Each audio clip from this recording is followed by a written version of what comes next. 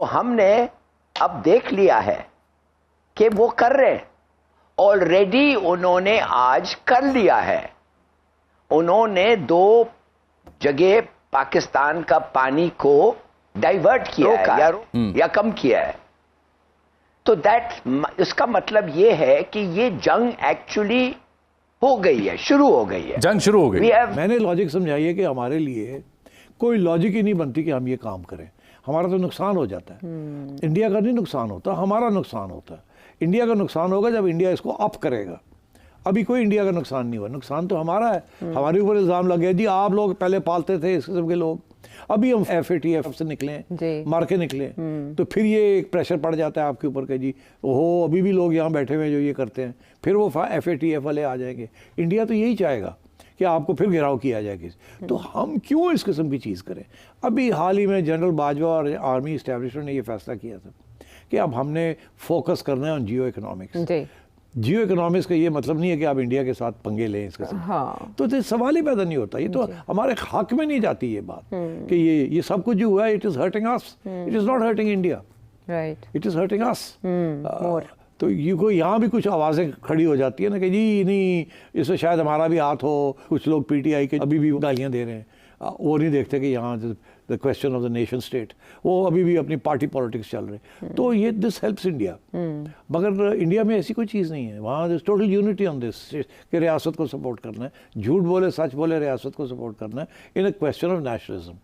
Nationalism के ऊपर nation state का ये बादल जो हैं ये बरसे बगैर गुजर जाएं, उसकी वजह है। नुकसान किसका होता है, कितना होता है, ये सानवी है मेरे नज़दीक। नुकसान होगा बनी नौ इंसान का।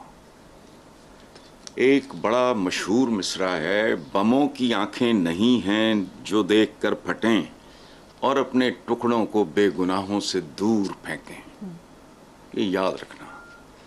बूढ़े मासूम बच्चे, औरतें, ख़वातीन, ये कत्लेआम जो होगा वो होगा आम आदमी का। अच्छा, और दूसरी बात जो मुझे बहुत ज़्यादा तकलीफ़ दे रही है कि हम ये पूरा खित्ता बद्दुआया हुआ है। इस पूरे खित्ते को किसी की बद्दुआ है। हम जब इकट्ठे थे हमें इकट्ठे रहना नहीं आया, हम जब अलग-अलग हो गए हमें अलग रहना भी नहीं आ रहा।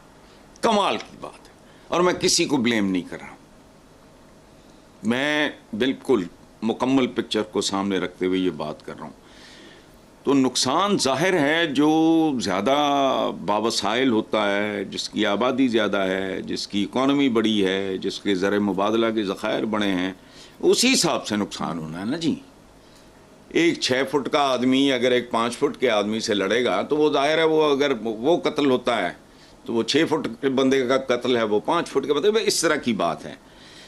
और जंग के बारे में ये है कि आपके हाथ में होता है शुरू करना ना करना। हाथ से निकल जाए तो फिर जंग खुद फैसला करती है कि मैंने क्या करना है। इसमें एक बात बहुत काबिल गौर है।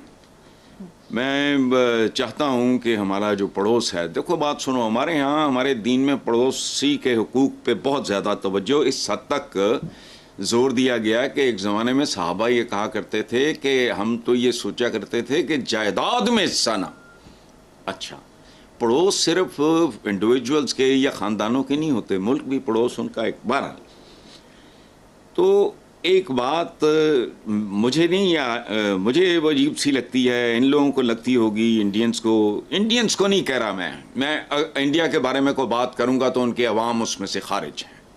जो रूलिंग एलीट होती है, सियासतदान की अपनी एक खबासत होती है, वो और बात है। अच्छा, पूरी दुनिया में हिंदुओं का, हिंदू बरादरी का, हमारे अपने हम वतन हैं, यहाँ सिंध में बेशुमार हिंदू हैं, तो एक ही मुल्क है हिंदुस्तान, भारत, इंडिया, जो मर्जी कह लो।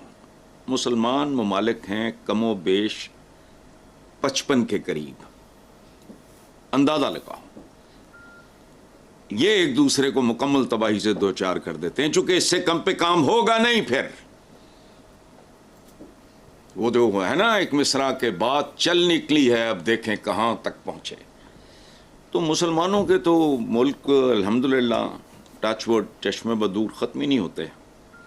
कपड़ा किसका होगा ये आप अंदाज़ा लगा लो। दुख मुझे इस बात का है कि मरता, तबाह होता, बर्बाद होता है, अमन में भी और जंग में भी आम आदमी। उसका ना कोई रोल होता है, ना कोई इसका स्टेक होता है, लेकिन मारा वही जाता है। का शो ब्रेकिंग बैरियर्स, और इस वक्त हम अपने शो में लेटेस्ट डेवलपमेंट्स आपके सामने रखते हैं कि इंडिया की तरफ से एक्शन स्टार्ट हो चुका है।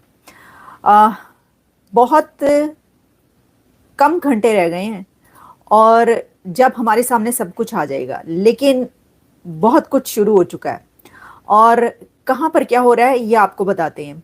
सबसे पहले तो जो मैंने कहा कि इंडिया की तरफ से एक्शन स्टार्ट हो चुका है, एग्जैक्टली ऐसा हुआ है। इंडिया ने एक्शन स्टार्ट कर दिया है कि कहाँ से शुरू करेंगे और कहाँ तक लेकर जाएंगे। भारत की तरफ से पाकिस्तानियों को डिपोर्ट करने का सिलसिला शुरू हो चुका है और पहली डिपोर्टेशन कर दी गई है और वो हैं कोई सईदा बीबी हैं, नाम नहीं लेना चाहिए, नाम ऐसे मैंने ले लिया, लेकिन एक खातून है, एक महिला है जो कि पाकिस्तानी हैं और जो इंडिया गई हुई थी सार्क वीज़ा के तहत। उनको अब से कुछ मिनट पहले डिपोर्ट कर दिया गया, वापस भेज दिया गया पाकिस्तान, इंडिया ने। और 48 आवर्स की डेडलाइन दी थी भारत ने और कहा था कि सब लोग निकल जाएं, भारत से निकल जाएं। मैंने इसके ऊपर शो किया था और अगर आप देखना चाहें तो वीडियोस में जाकर देख सकते हैं। और उस शो में ये हमने आपको बताया था कि क्या भारत की तरफ से स्टैंड सामने आया है और क्या क्या डेडलाइंस है। उसके अंदर एक ये थी कि अगले चंद घंटों के अंदर तमाम जो पाकिस्तानी हैं वो निकल जाएं, वापस चले जाएं। अच्छा, अब मैं देख रही थी कि इसके ऊपर कहा ही जा रहा है कि उनका वीज़ा तो जो होती है ना, जिस ड्यूरेशन के लिए वो आई होते हैं उससे भी ज़्यादा से आगे निकल चुका था। लेकिन एक्शन जो स्टार्ट हुआ वो यहाँ से हो गया है कि उनको वापस भेज दिया गया। इसका मतलब है कि अब और जितने लोग वहाँ पर मौजूद हैं उन सब के साथ यही होगा। लेकिन LOC पर कई जगह पर फायरिंग के वाकयात हुए। LOC पर कई जगहों पर गोलियां चली हैं, रात भर गोलियां चलती रही हैं। ये हम और आप नहीं जानते, अगर तो मैं आपको बता रही हूँ कि LOC पर गोलियों का तबादला होता रहा है।